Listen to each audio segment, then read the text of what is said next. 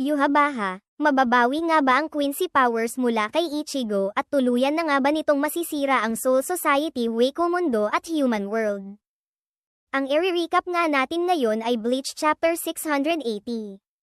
Last chapter nga ay ipinakitang nawalan na ng pag-asa si Ichigo at tuluyan na itong sumuko laban kay Yhwach. Bago matapos ang chapter ay sinabi ni Yhwach na oras na upang bawiin niya ang Quincy powers ni Ichigo. Hinawakan niya si Ichigo sa mukha at sinimulang kunin ang Quincy powers nito. Bago tayo magsimula ay huwag mong kalimutang mag-follow sa ating Facebook page at mag-subscribe sa ating YouTube channel. Maraming salamat sa pag-share at pag-like sa ating mga videos. Ano pang hinihintay natin? Nagsimula ang chapter nang ipinakitang sinimulang bawiin ni Yhwach ang Quincy powers nito mula kay Ichigo. Ipinakita naman na ang Quincy powers ni Ichigo na mula sa kanyang ina pati na rin ang hollow powers dito ay unti-unting nawawala sa kanya, hanggang sa ito ay tuluyan ngang maglaho. Ipinakita naman si Ichigo na nawalan ng malay at bumagsak sa sahig. Pagkatapos ay tumawa ng napakalakas si Yhwach sapagkat nagtagumpay ito sa kanyang mga plano, habang ipinapakita na unti-unti silang pinaliligiran ng black energy na nagmumula kay Yhwach. Hanggang sa ipinakita nga na tuluyang nabalot ang buong lugar ng napakalaking black energy. Samantala, ipinakita naman na nagawang makaiwas ni Uryo nang tinangka itong saksakin ni Jugram habang ito ay nakahandusay sa sahig. Nagulat si Jugram nang malamang nakakaya pang makagalaw ni Uryo matapos nitong magtamo ng napakaraming pinsala sa katawan.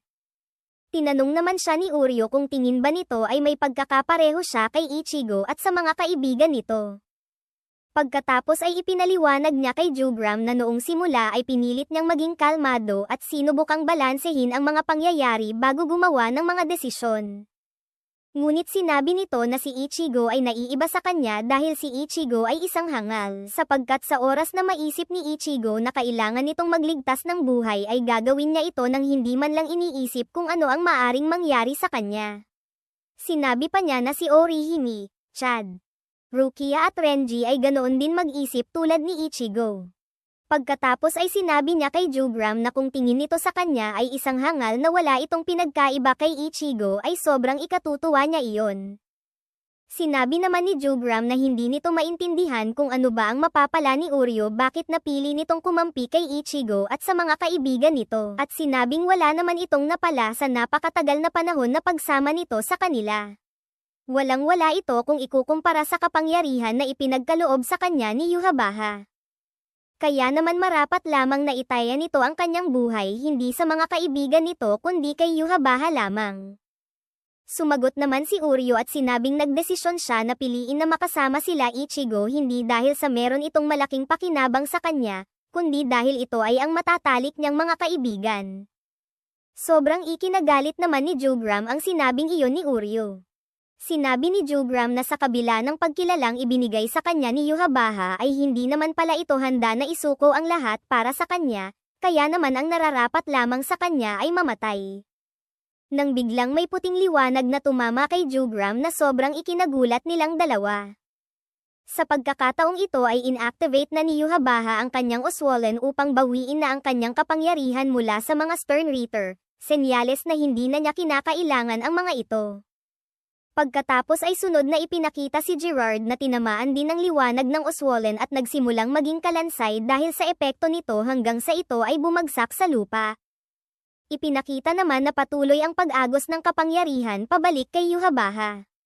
Ang black energy mula kay Yhwach ay ipinakitang bumuo ng isang napakalaking portal.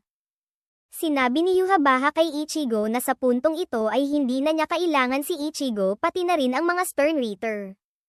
Kaya naman wala itong dapat gawin kundi manood na lamang habang sinisira niya ang Soul Society at ang Human World. Bigla namang dumating si Rukia at Renji upang pigilan si Yhwach. Sinabi ni Yhwach sa kanila na kahanga-hanga na mayroon pang nagbabalak na pumigil sa kanya, subalit sa kasalukuyang kalagayan nila ay siguradong wala silang magagawa upang pigilan siya. Ngunit sinabi nito na kung gugustuhin pa rin nilang pigilan siya ay iiwan niyang nakabukas ang portal para kung sakaling sumunod sila ay paparangalan niya ang mga ito ng isang magarbong kamatayan. Sinabi pa niya na huwag silang mag-alala sapagkat sisiguraduhin niya na sa hinaharap, sa pinakamasayang yugto ng kanilang buhay ay magbabalik siya upang patayin ang mga ito. Kaya naman sa natitirang oras ng kanilang buhay, sa oras na makakaramdam sila ng kaligayahan ay maalala nila ang mga salitang binitiwan ni Yhwach. At doon ay muli silang mababalot ng takot dahil sa pangako ng kamatayan, habang sila ay nabubuhay. Pagkatapos ay ipinakita si Yhwach na tuluyang pumasok sa portal. Kung nagustuhan mo ang recap na ito ay huwag mong kalimutan na i-like ang video na ito at mag-subscribe para mapanood mo ang kasunod.